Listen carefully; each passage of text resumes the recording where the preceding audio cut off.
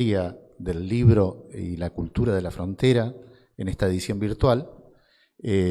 Hoy nos complace presentar a un Nobel, historiador, investigador, economista, Julián Sicari.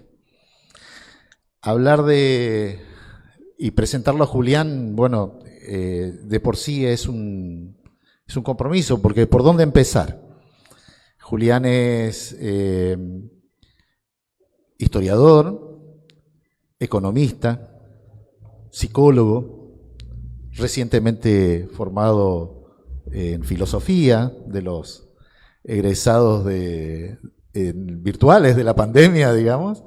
Es magíster en historia económica y doctor en ciencias sociales. Es un investigador importante de la nueva zafra, digamos, de investigadores de nuestro país. Es profesor de la Universidad de Buenos Aires y columnista habitual del diario Ámbito Financiero. Así que es un enorme placer contar con una figura de tamaña dimensión en nuestra feria virtual. Hoy nos visita virtualmente para presentarnos su último libro, Crisis económicas de la Argentina, de Mitre a Macri. El campo de investigación que Julián dedicó en este libro es tremendamente extenso en lo temporal y extraordinariamente rico. Pero bueno, vamos a dar la bienvenida a Julián. Hola Julián, ¿cómo estás? ¿Qué tal? Buenas tardes, muchas gracias por la invitación. Un honor poder participar. Así que muchas gracias. Bueno, la idea de presentar este libro en estas circunstancias donde tenemos solapadas dos crisis, digamos, la crisis que quedó de la gestión macrista y la crisis extraordinaria de la pandemia,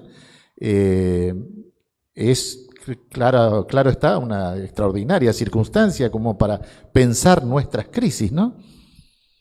Sí, sí, la verdad que sí. Yo no quiero venderme como yeta, pero tal vez lo sea, porque cuando terminé de escribir el libro fue a fines de 2019, pues yo estaba esperando que se termine de resolver la crisis macrista, y en el libro, como decía dos cosas, que bueno, que ya las crisis económicas no estaban desvinculadas como era, no sé, en la antigüedad o en la Edad Media, o en los albores de la modernidad, con cuestiones de pestes, grandes enfermedades, que en el capitalismo las crisis tenían otra envergadura. Y decía, bueno, después del macrismo tampoco tenemos que pensar que va a venir una nueva crisis. Wow. No se cumplieron ninguna de las dos cosas.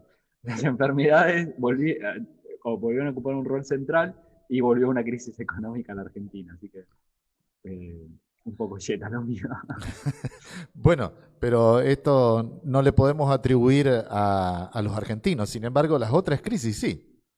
Sí, sí, esta somos inocentes, en esta no tuvimos nada que ver, por suerte. De hecho, no somos el país que peor la está pasando, o sea, si bien obviamente hay muchos compatriotas que están teniendo una situación muy terrible, muy angustiante, debemos decir que a la escala global Argentina no se lleva a los peores puestos de ninguna manera. Y eso que, como luego decís, veníamos de 2 años de una crisis económica muy, muy dura, muy agresiva del macrismo, para que después se solape, ¿no?, con sobre llovido mojado una nueva crisis económica, lo cual nos golpea mucho más.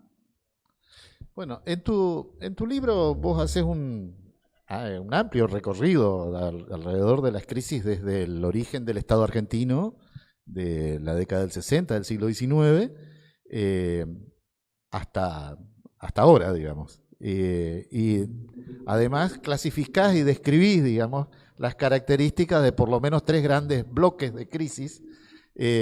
Bueno, contá a la gente que nos está mirando de qué se trata, cómo surge la idea de pensar ese libro y bueno, y sobre todo las enormes dificultades inclusive que requiere construir un aparato teórico capaz de sustentar una investigación tan extensa, ¿no?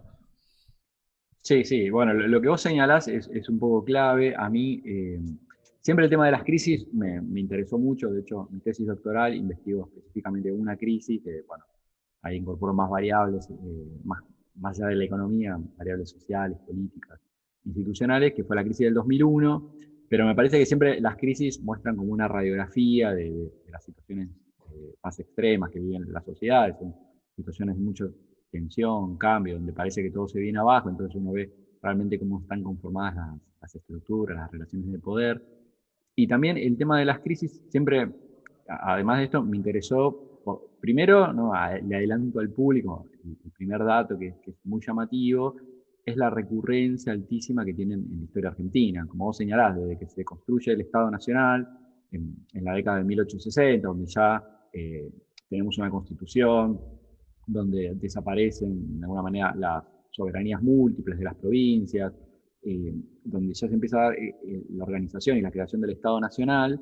Desde ese momento, de 1860, fin del mandato de Macri, en esos 160 años, investiga el libro, existieron 16 crisis económicas. O sea, hubo una crisis cada 10 años vivió el país, lo cual esto no lo va a encontrar en ninguna parte del mundo y es algo que ya primero nos tiene que llamar la atención, es algo que tenemos que intentar entender por qué Argentina es tan propensa a las crisis y sobre todo porque lo que observo es que, por ejemplo, desde 1975, cuando fue el Rodrigazo, a Macri, en esos 45 años, que en apenas 45 años tuvimos 7 crisis económicas, o sea, una crisis cada 6 años y medio, lo cual vemos que los tiempos se han acotado, el ciclo se ha acelerado mucho y la propensión a las crisis creció muchísimo. Entonces, si nosotros no nos dedicamos a estudiar esto, a tratar de entenderlo y a pensarlo, vamos a seguir repitiéndolo, ¿no? Una de las conclusiones del libro es, bueno, acá con las crisis económicas nos quedan dos alternativas, o tratar de estudiarlas para prevenirlas y que no vuelvan a ocurrir, o seguir padeciéndolas y que sigan repitiéndose, porque tenemos que tomar noción, conciencia de este problema que es gigantesco, porque una crisis económica no es gratuita. O sea, cuando hay una crisis, significa que aumenta la pobreza, el hambre, la desigualdad, quiebran miles de empresas, sube el desempleo, se viven tragedias sociales, económicas, institucionales. Muchas de las crisis vienen o con grandes sacudones sociales, explosiones populares, golpes de Estado, cambios de gobierno. Entonces, es un estrés social, una tensión altísima y entender por qué. Aparte, algo que es fundamental también, entender que las crisis económicas son las verdaderas, por lo menos las últimas, los últimos 50 años, han sido la verdadera fábrica de pobres que tuvo este país. O sea, uno, por ejemplo, lo que ve es que con cada crisis económica, ¿no? Sube muchísimo la pobreza, hay un salto muy alto del número de pobres. Después con cierta normalidad baja un poquitito, pero nunca vuelve a los niveles previos. Y el tema es que como enseguida hay otra crisis económica, vuelve a subir. Entonces, lo que hemos hecho los últimos 50 años es acumular sucesivamente un número de pobres y excluidos cada vez más alto, ¿no? Esto empíricamente, yo ahí en el libro lo cuento. En la década del 70, el promedio de pobres en el país era de 5,9 durante toda la década. Bueno, ya en la década del 80 el número de pobres pasó al 19%, o sea, del 5 pasamos al 19%. En la década del 90 pasamos al 26, o sea, 5, 19, 26. En la década del 2000 al 36. Y ya en estos momentos estamos arriba del 40% de pobres. Entonces, uno se tendría que preguntar, bueno, por cómo hemos hecho para construir la democracia, ¿no? El retorno a la democracia y el neoliberalismo han hecho estragos en nuestra sociedad, ¿no? Entonces, primero entender esto como, porque las crisis, ¿no? Una de las características es que son grandes mecanismos de transferencia de ingresos. ¿Eso qué quiere decir? Que hay sectores que los pierden y otros que los ganan. Entonces, bueno, por un lado los que los pierden son todos los pobres que hemos creado, pero también las crisis son grandes fábricas de ricos que se apropian de esa riqueza, que se han visto beneficiados. Entonces, uno se podría decir, bueno, pero ¿a quién les fue bien con las crisis? ¿No? Bueno, a los que les fue bien fueron a los sectores económicos concentrados de este país, ¿no? A los grandes grupos económicos. Uno podría preguntarse cómo le fue a Techín, cómo le fue a Pérez Compán, cómo le fue al Grupo Macri, cómo le fue a Clarín, ¿no? En el caso de Clarín, bueno, Clarín antes de la dictadura tenía una sola empresa, que era el diario Clarín, no tenía nada más. Hoy Clarín tiene 486 empresas, ¿no? Tiene canales de televisión, radio, compañías de cable, de internet, todo lo que uno quiera, Clarín tiene. Entonces, ¿cómo es que el país está cada vez peor, cada vez más inestable, más golpeado, se desindustrializó, se sobreendeudó, eh, perdió capacidades el mercado interno y sin embargo, crecen los pobres y sin embargo a este grupo le va mejor. Bueno, ayer trágicamente murió Britos, pero si uno ve la historia de Britos, por ejemplo, como un empresario muy menor se terminó convirtiendo en un megabanquero. Entonces, la pregunta es por qué estos sectores, ¿no? Que esto también es una explicación para entender la recurrencia de las crisis, porque las crisis han sido funcionales al poder económico concentrado. Entonces, ellos nunca se han opuesto a que haya crisis, sino que al contrario, decir, bueno, y de hecho, esto también es interesante saberlo, los grupos económicos concentrados han hecho grandes apuestas a las crisis y son los verdaderos creadores, por lo menos de las últimas crisis, en gran medida las han provocado ellos. Entonces, porque acá hay un dato, ¿no? Uno podría decir, ¿cuándo vio al poder económico concentrado desesperado para decir, bueno, necesitamos más inversión en tecnología, ¿no? Decir, bueno, más presupuesto para el CONICET, Claro. para universidades públicas. Esto jamás, ¿no? Nunca vimos a Clarín presionando por esto. Ahora, ¿cuántas veces vimos al poder económico concentrado reclamando por el fin del cepo o por el fin de los controles de capitales? Bueno, esto lo vemos prácticamente todos los días. Bueno, ¿eso por qué? Porque efectivamente sí les interesa sacar los dólares. Porque al poder económico concentrado, esto es parte de la clave, no le interesa eh, la estabilidad. No, y tampoco le interesa que el país crezca, no les interesa el desarrollo, no les interesa que aumenten las exportaciones, no les interesa ampliar las capacidades productivas, tecnológicas, industriales. Todo este tipo de cosas que son el ABC de un capitalismo normal, serio, no les interesa. ¿No?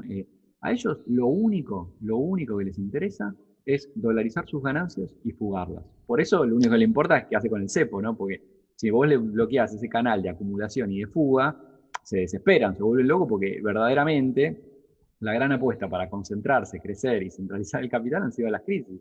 Entonces, bueno, este es un tema que central para tratar de empezar a desarmar un poquito la problemática. Perdón si me extendí mucho, ¿eh? No, por favor, al contrario, está siendo tremendamente claro, sobre todo lo que queda claro en la última etapa de lo que decís, es que justamente los grupos concentrados han encontrado una forma de acumulación que no se corresponde con las necesidades del 99% de la población que ocupamos el otro extremo y que hacemos parte de los que nos interesa que el país funcione, digamos. Claro, sí, sí, exactamente. El tema es que acá la cúpula económica lo que ha logrado es desvincular su propia prosperidad personal o individual de sus grupos del resto del país. Entonces, esta es un poco la clave, porque al país le va cada vez peor y a esto les va cada vez mejor. Como han hecho. Y uno lo que ve, por ejemplo, no sé, si uno ve a Dinamarca, a Canadá o Alemania, uno no ve a su élite desesperada porque haya una crisis, desesperada por sobreendeudarla, por reventar el mercado interno, sino que entienden que su propio prosperidad y desarrollo está atado al destino de su país. O sea, la burguesía en Alemania defiende su Estado, defiende la Unión Europea, incluso entiende y dice, bueno, para que a Alemania le vaya bien, le tiene que ir bien a Europa. Entonces tratan de integrar Europa, tratan de decir, bueno, los países más atrasados, de darles guita, no sé, como bajarles dinero a España, a Grecia, a todos esos sectores que son mucho más débiles productivamente que Alemania, pero tratan de integrarlo porque decir, bueno, nuestro destino depende de esto. Y incluso pueden entrar en guerras comerciales, o con Estados Unidos, o con China, o con Rusia, pero esto lo hacen porque les interesa defender su capitalismo. Acá en Argentina no encontramos eso. O sea, si uno ve, les interesa el libre cambio, volver a ser un país agrodependiente, si uno ve durante el gobierno de Macri, donde directamente el poder económico concentrado llevó a cabo su programa económico. Eran ellos, ¿no?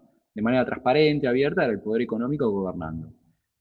No sé, el ministro de Agricultura era el presidente de la Sociedad Rural Argentina, a Energía se la dan Aranguren, que era el CEO de Shell. En cada sector son ellos. Bueno, uno que ve ahí. Bueno, 3 de los 4 años cayó la economía. Eh, nos endeudaron a 100 años, ¿no? Y uno se podría decir, ¿a dónde fue a parar ese dinero? Porque eso no fue a parar ni a obra pública, ni a infraestructura, ni a bajar el número de pobres, ni a consumo, ni a salario. ¿A dónde fue? Bueno, según el informe del Banco Central que hizo sobre la deuda macrista, el 86% del endeudamiento durante el macrismo terminó en fuga de capitales. E incluso menos de 1.000 agentes económicos explican prácticamente la totalidad.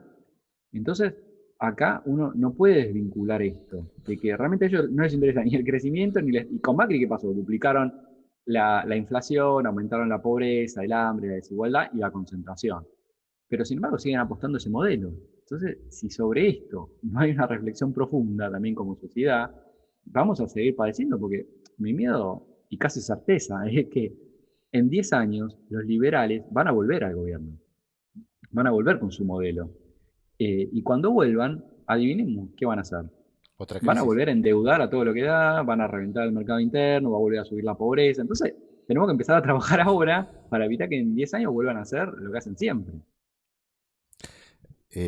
A ver, surgen una serie de planteos alrededor de lo que estás diciendo. Eh, por un lado, las crisis económicas que se generan en la primera etapa, en el modelo agroexportador, finales del siglo XIX, comienzos del XX, parece ser que en ese momento aparece la figura de una especie de burguesía nacional cuyos intereses estaban vinculados con la nación. ¿Qué pasó con esa burguesía? Bueno, varias cosas. Lo que pasa es que se fue transformando, ¿no? Uno lo que podría decir que en ese momento, en el modelo agroexportador, ¿no? Que aún con todas las críticas, yo en el libro le hago críticas, pero igualmente fue un modelo que de alguna manera funcionó, ¿no? Porque el país, a lo largo del tiempo, más allá de sus bemoles, se desarrollaba, crecía, se modernizaba, eh, generaba cierta mejora social. Uno podría decir, bueno, en esa época se logró construir una sociedad de movilidad social ascendente, donde de alguna manera todos esos inmigrantes que llegaron al país pudieron construir un país. Y de hecho, esa burguesía, como vos señalás, estaba atado su destino económico al destino del país. O sea, aún llamado los terratenientes, ¿no? Decían, bueno, la prosperidad de ellos, de que a sus campos les vaya bien, volcaban esa prosperidad, iban volcándola a actividades urbanas, a industria, al comercio, a la banca. Si uno ve los monumentos espectaculares que han construido, no sé, el Teatro Colón, el Congreso Nacional, eso lo hicieron porque estaban orgullosos de su país y lo amaban. O sea, ellos les gustaba mostrar a Argentina en el mundo, decían que Argentina era un país europeo, bueno, un montón de idearios que no estaban desesperados por hundir al país, por jugar todo el dinero y hacerlo mierda, como ahora. El tema es que eso empezó a generar una serie de complejidades, ¿no? Por un lado, les empezó a molestar cuando dijeron, bueno, el país no solo somos una élite chiquita, sino que tenemos que empezar a integrar a los otros, a las masas, a las chusmas, y ahí empezaron a sentirse un poco amenazados y con miedo y empezaron a generar odio, porque si bien amaban, decían amar la modernidad y la transformación y el crecimiento, no estaban dispuestos a aceptar las consecuencias que generaba eso, que era generar una sociedad de masas, de democracia, de institucionalización, de sectores que se van cultivando y reclaman mejoras sociales. Entonces, frente a esa situación empezaron a generar situaciones de odio, de inestabilidad, de una intolerancia muy alta, que están dispuestos, no quieren que nadie conduzca el Estado ni el destino del país si no son ellos mismos. ¿No? Entonces ahí están dispuestos a hacer golpes de Estado, bombardeos, proscripciones, masacres, y no querían que de ninguna manera los sectores populares osen insubordinarse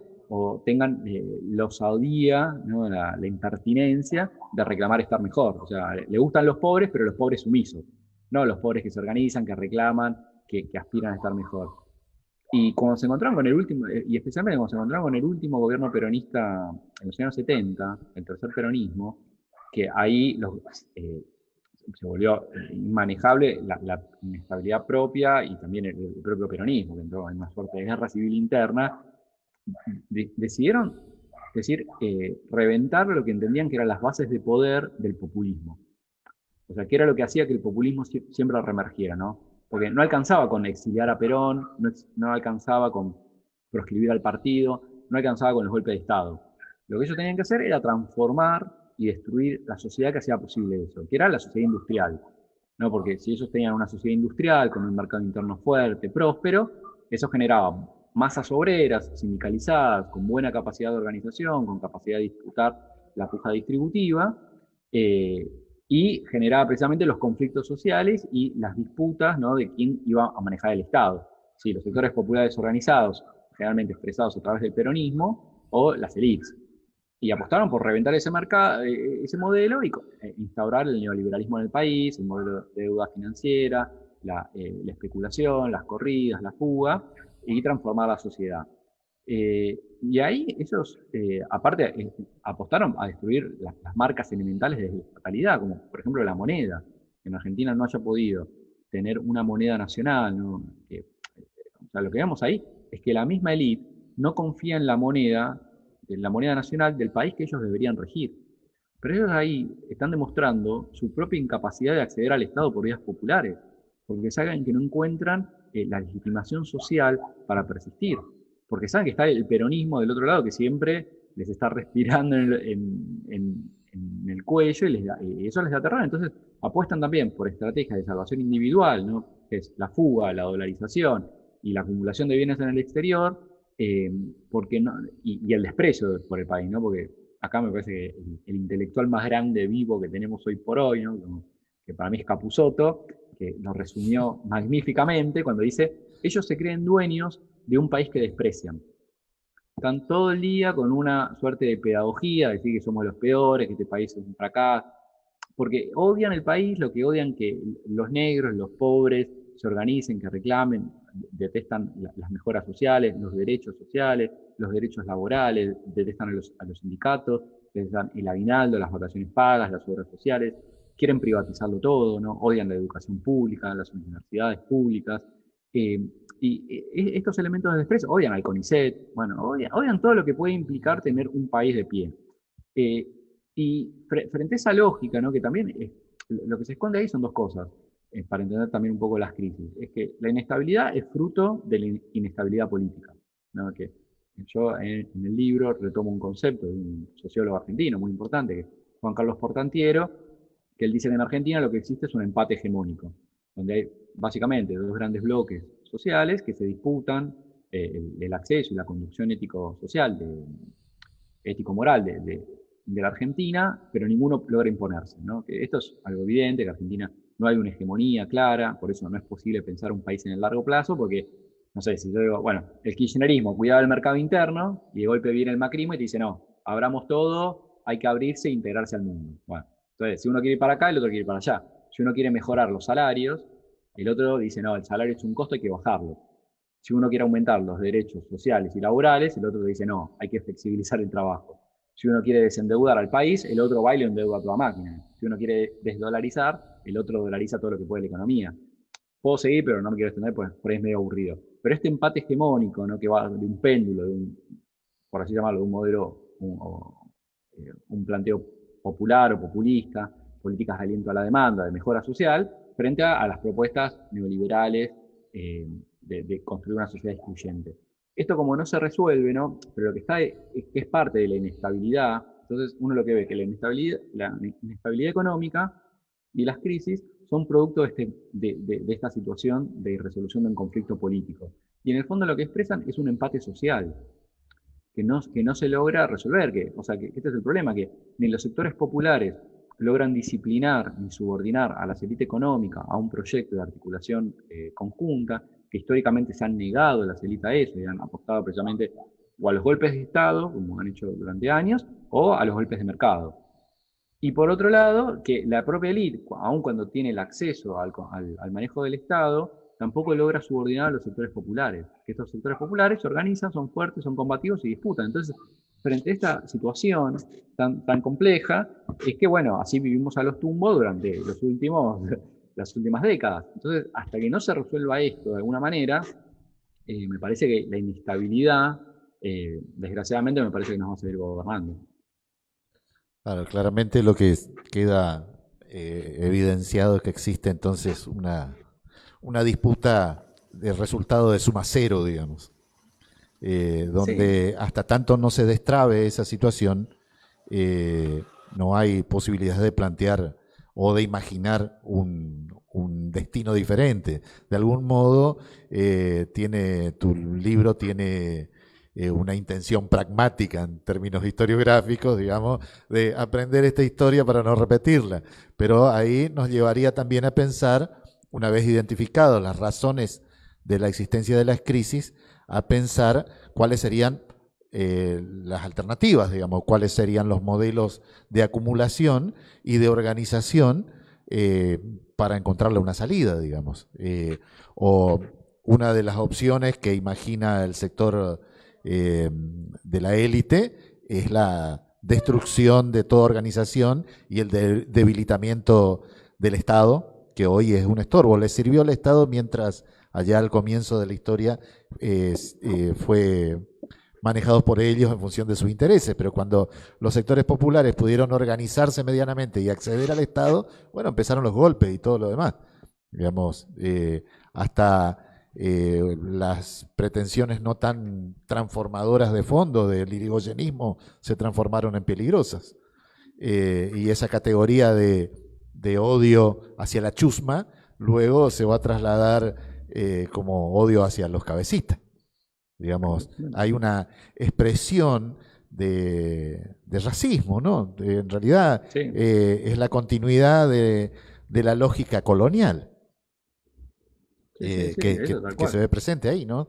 Pero el tema es, ¿podemos imaginar otra alternativa? ¿Podemos imaginar la construcción de una élite que no sea esta?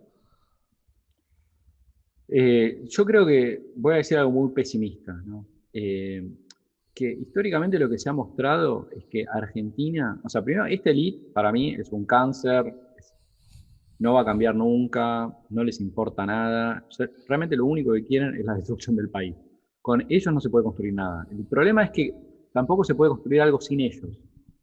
O sea, porque ellos cuando están afuera del Estado, lo que logran es una capacidad de desestabilización altísima. Ellos tienen el control del descontrol. O sea, si uno ve, por ejemplo, los gobiernos populares, en gran medida, uno de sus objetivos centrales es evitar que el poder económico concentrado se lo lleve puesto. Es tratar de impedir que explote el país porque estos tipos te quieren llevar puesto. Entonces, vos, y este es el nudo giordano, ¿no? Donde de alguna manera no se puede resolver, porque vos cuando los tenés adentro no podés hacer nada porque no les interesa. Pero cuando los tenés afuera, afuera del gobierno, lo único que quieren es llevarte puesto y desestabilizar. Entonces, ¿cómo resolvemos esta situación, este empate social? O sea, es muy, muy difícil pensar, es muy desgraciado porque uno ve pocas opciones, ¿no? Para el futuro, porque es lo que a veces, como un profesional, me suelen preguntar, ¿qué hacemos? ¿No? Porque tal vez hay gente que pueda acordar con el análisis, con el diagnóstico, incluso funcionarios me dicen, che, bueno, sí, yo coincido, me encanta, pero ¿qué respuestas ofrecer? Porque acá como la estrategia sería ir a un cuarto modelo económico, no sé, tal vez apostar a construir otro sujeto social, otro tipo de elite, donde les sirva al país, donde apuesten por que vuelvan a atar su prosperidad al desarrollo nacional. Eso sin duda es una condición sine qua non para dejar de sufrir. Eh, el tema es que, bueno, no alcanza solo con lograr incorporar a la elite, sino que ese modelo también tiene que ser un modelo distributivo y que incorpore a los sectores populares. O sea, si no es un modelo que genere mejoras sociales, ¿no? Pues esto es clave. Yo en el libro ahí cuento, dice, bueno, el modelo agroexportador, ¿no? Analizo los tres grandes modelos de la historia del país, ¿no? Que son básicamente los que explican los tres grandes modelos de crisis económicas que tuvimos. Eh, Uno lo que ve es que eh, el modelo agroexportador en el largo plazo, insisto, a pesar de todos los bemoles, que yo le hago muchas críticas en el libro, pero hay que reconocerlas también, que construyeron una sociedad de movilidad social ascendente. El modelo industrial, ¿no? La llamada ISI, la industrialización por sustitución de importaciones, con todos los defectos, ¿no? Yo ahí pongo el debate, porque si no, por qué no, las fortalezas y debilidades de ese modelo también, en el largo plazo también lograba construir una sociedad de movilidad ascendente. Bueno, el neoliberalismo de los años 70 para acá, no, todo lo contrario, construyó una sociedad regresiva, de exclusión. Ya bueno, recién mencioné los números de pobreza que permanentemente crecen, se desprotege, o sea, si antes, ya sea con el modelo agroexportador como con la ICI, se iba construyendo un modelo de inclusión y en un país desarrollado, o sea, económicamente funcionaba, socialmente también, bueno, el neoliberalismo, la valorización financiera, ha construido un país cada vez menos o sea, excluyente, regresivo en términos distributivos, y un país cada vez más a la deriva, más pobre, más subdesarrollado, ha desarmado su densidad productiva, tecnológica, su integración social, ha agudizado todos los desbalances económicos, estructurales que ha tenido el país y ha agravado incorporando nuevos problemas. Entonces, claramente es un modelo que no va más y que este modelo hay que exterminarlo e ir a otro. Bueno, acá para mí tendría que tener un poco estas condiciones, ¿no? Poder incorporar a la élite, poder incorporar a los sectores populares, tal vez es una ingenuidad pensar en un modelo policlasista de mutua armonización, pero Argentina lo cierto es que en otros momentos lo tuvo. Y lo cierto es que uno ve a otros países en el mundo que lo tienen también. Uno en Dinamarca, insisto, no ve a la élite queriendo destruir el país, es un país donde se vive bien. En Canadá, lo mismo. En Nueva Zelanda, lo mismo. En Alemania, lo mismo. En Noruega, lo mismo. Entonces, en otros países, obviamente tienen sus conflictos, sus problemas, y no hay sociedad sin conflicto. Pero si nosotros podemos resolver esto, ¿no? Yo en las conclusiones del libro cuento un ejemplo histórico argentino no tan lejano, ¿no? Digo, en el siglo XX, Argentina fue el país más inestable en términos políticos, ¿no? Vivíamos un golpe de Estado tras otro, ¿no? Teníamos golpes para hacer dulce. Bueno, de alguna manera, Resolvimos. paradójicamente, con lo terrible que fue la última dictadura militar, pudimos decir nunca más, ¿no?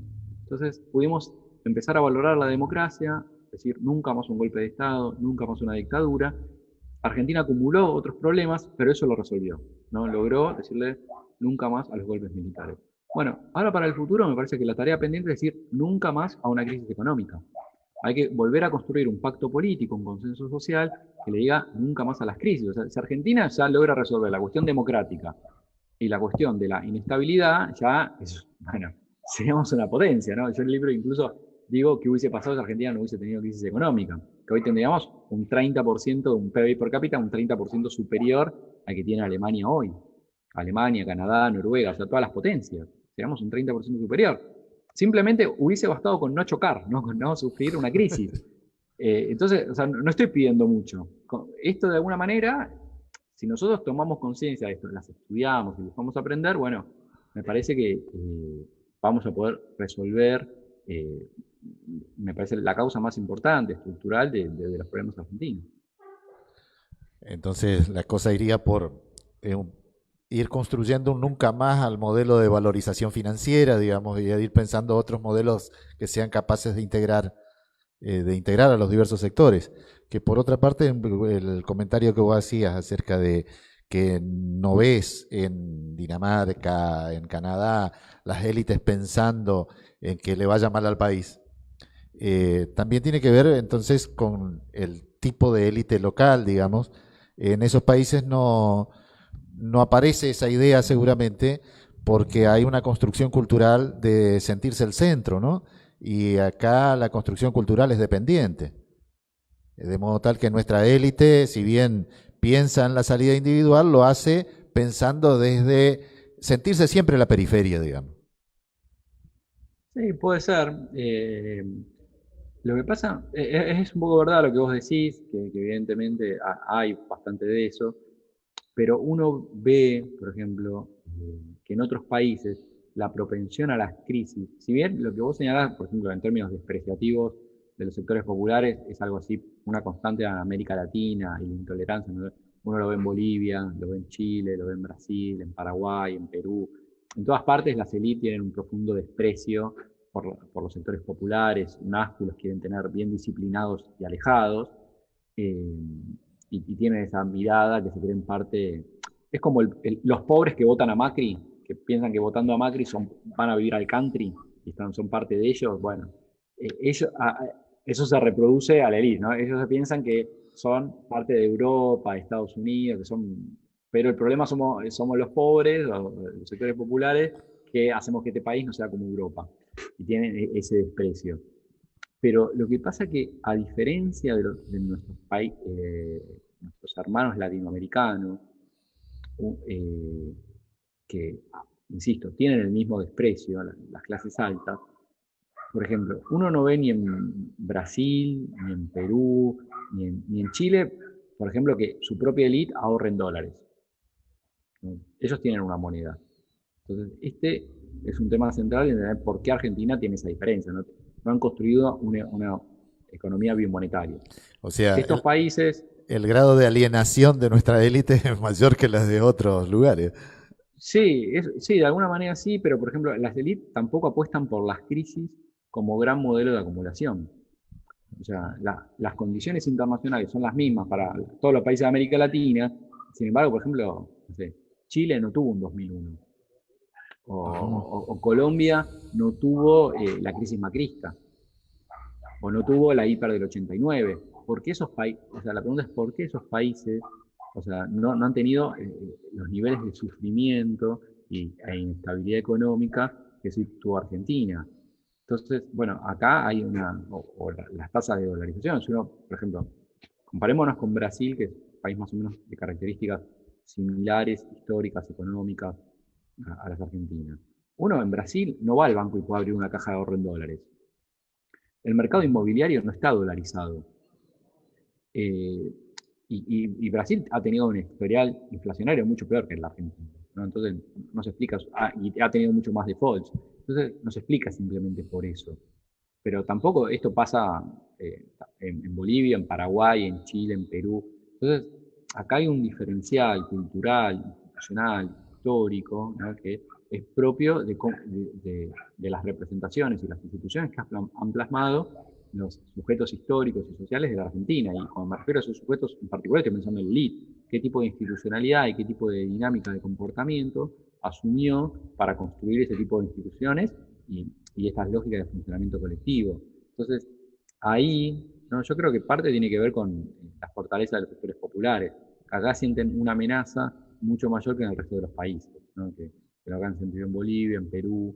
eh, entonces, bueno, les fue obligado a actuar de manera estructural de otra manera porque la amenaza es estructural y es mucho más dura. Bueno, Julián, entonces lo que vos nos proponés con tu libro de Mitre a Macri, las crisis económicas de la Argentina, nos proponés entonces intentar comprender este enorme rompecabezas y hacer el ejercicio de imaginarnos alternativas, ¿no? Y no solamente eso, creo que la función del libro termina siendo también no solamente imaginarnos alternativas, sino comprometernos en la búsqueda de esas alternativas, ¿no? Sí, sí. Esto, para mí, el tema de las crisis económicas es la cuestión central, insisto, yo acá mencioné algunas de las características y algunos de los elementos que entrelazan a las crisis, pero me parece que ojalá mi libro permita no solo pensar la realidad, pensar un problema tan importante como las crisis, sino que aparezcan nuevos libros, nuevas investigaciones, porque también lo que yo encontré es que hay, no sé, libros que analizan la crisis del 2001, algunos que estudian eh, la hiper, otros el Rodrigazo, pero no uno que trate de estudiar sistemáticamente como gran preocupación las crisis. Y esa es una Como proceso de pregunta, largo claro. plazo, digamos.